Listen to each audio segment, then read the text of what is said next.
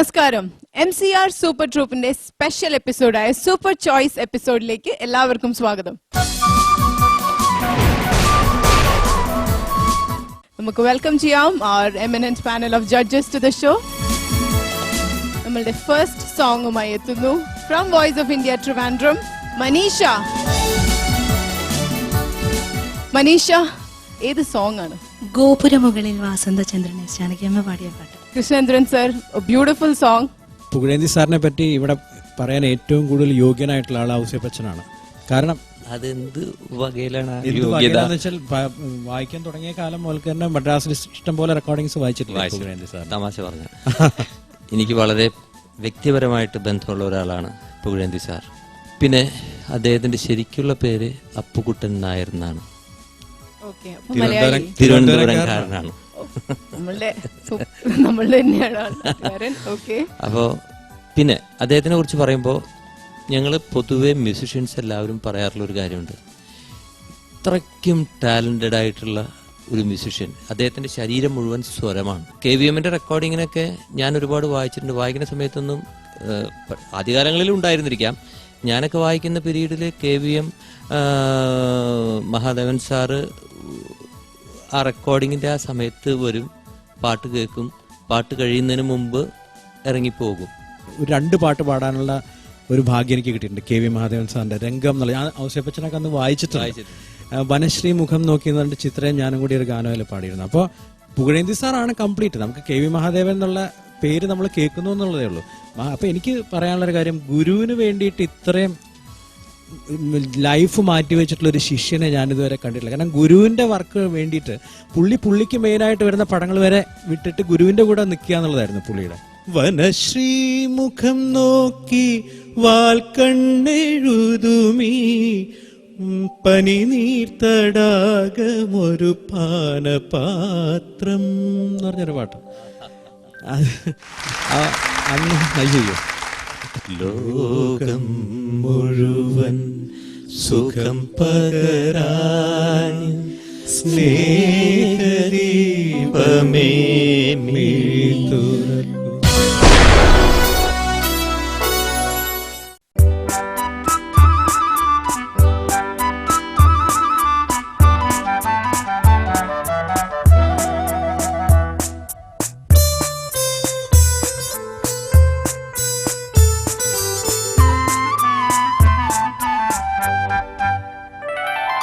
ഗോപുരമുകളിൽ വാസന്തചന്ദ്രൻ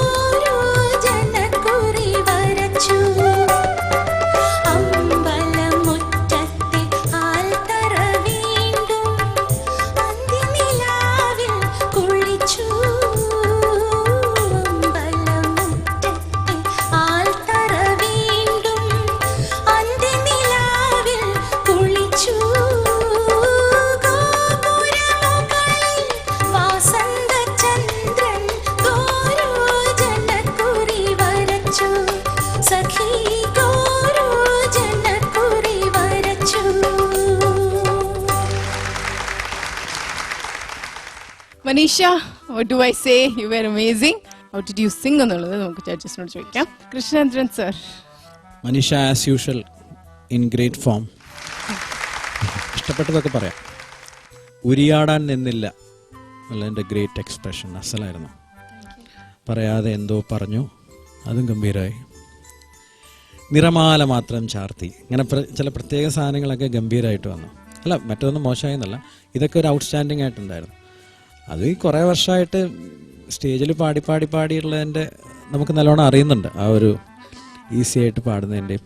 അപ്പോൾ മനീഷ ഇത്രയൊക്കെ നന്നായി പാടിയതുകൊണ്ട്